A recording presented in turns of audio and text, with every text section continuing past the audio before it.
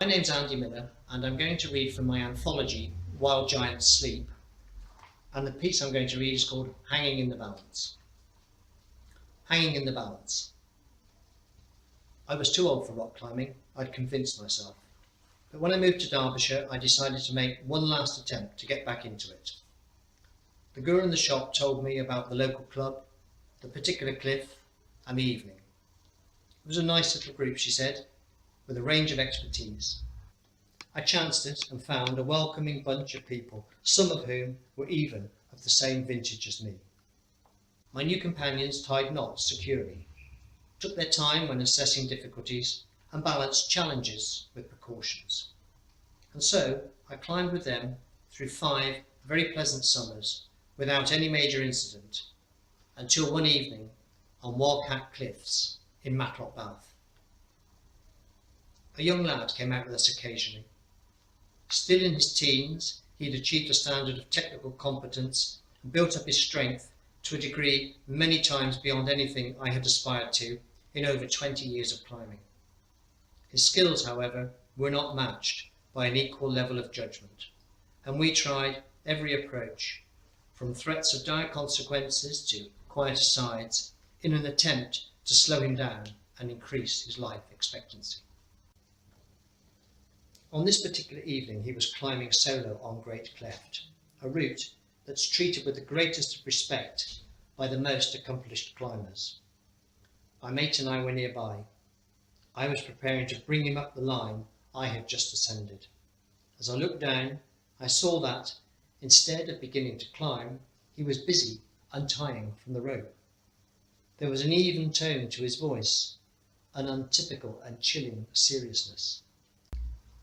"Just leave me here for now. Get a rope down over there." He's trying not to panic the quiet evening. "Get it down pretty quickly, Andy." The young lad is 100 feet above the ground, without a rope on Great Cleft, and has been in the same place for too long.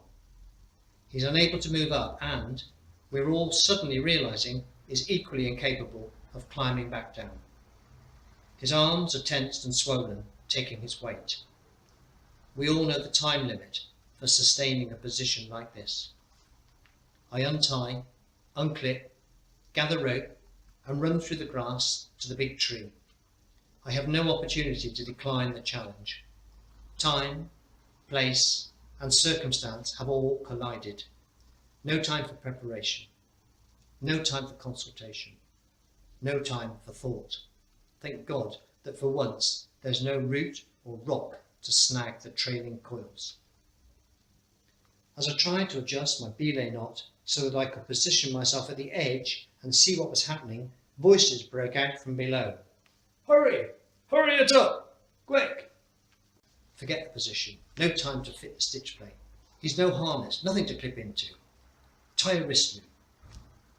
I looked at the loop I'd made. Was it too small? What if he fell his last effort having been wasted trying to force his hand through a loop that was just too tight? "Come on, hurry!" I gambled a few seconds more, making the loop a better size. Made one guess at the length and direction and threw it. "Left! Quickly! To the left!" God, whose left? Theirs or mine? I flicked to my left. "Hurry it up! Left! To the left!" How far was he from it? Was the rope lost beyond a couple of buttresses, or just tantalisingly out of reach? I made to move it further, my left or theirs, when suddenly a dead weight stretched the rope within my hands. My body tensed and I was pulled down into the grasses. How has this rope come to be around my body and my wrists? If I'd just been holding it in my hands, he would have been plucked free and gone by now. "Let him down! Quickly! Come on! Hurry it up!" I pay out the rope, gripping it, feeling sweat on my palms. Each foot, check, grip, slide, grip, check. Will it start to slip? This will take hours. How long can he possibly hang on by one hand? "Come on, hurry! Lower him down quickly!" I tried to close my ear to the voices. What if I allow the rope to run just a little bit? Perhaps get him down quicker. Can I break it? Would I be able to stop if it started to burn? I'm cursing my bare forearms and thin t-shirt as the rope moves methodically across my body. Moments before I had been delighting in the summer's warmth, my free, unencumbered movement on the rock. Now I'm paying for my small share of ecstasy. Is the weight still increasing? Any instant now the strain in the rope may cease and the rope twang slack with me recoiling backwards. I can already hear the crescendo in the voices as it happens. I could go much faster with a stitch plate. Mine's there on the grass. I can touch it with the side of my hand, but I cannot let go. Staring at it, trying to make it appear on the rope.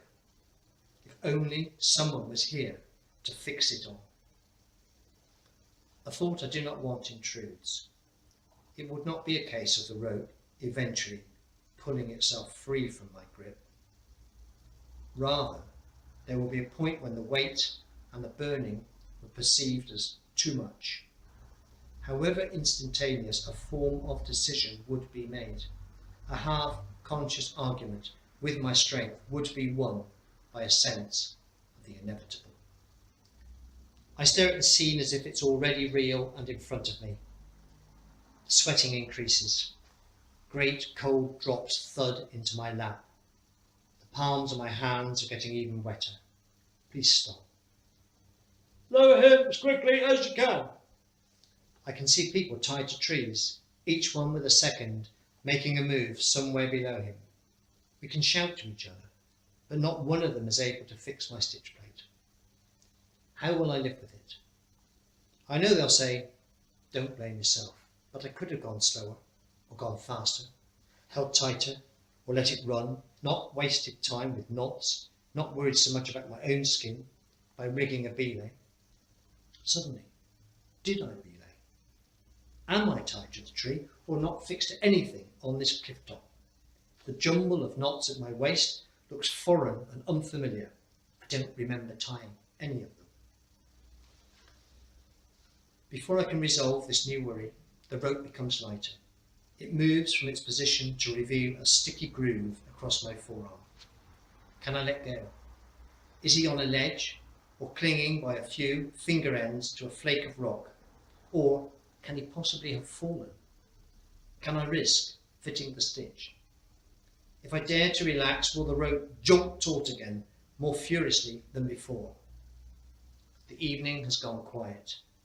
The flowers in the grass, small stabs of colour, stare back at me, intense and indifferent. I lie gripping a slack rope and begin to shiver. Please tell me what's happening. Eventually the word filters up, the urgency thankfully gone. At the pub later, the watchers fill in the missing details for me. They describe the onset of his shaking and estimate that there had been at the most a 1 or 2 second margin. They disagree about how he would have fallen, whether or not he would have bounced against the cliff where the angle changes.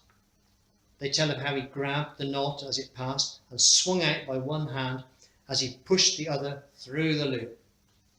And they describe how he was lowered until they could inch out along a ledge and pull him in. As normality creeps back, the tale is told many times.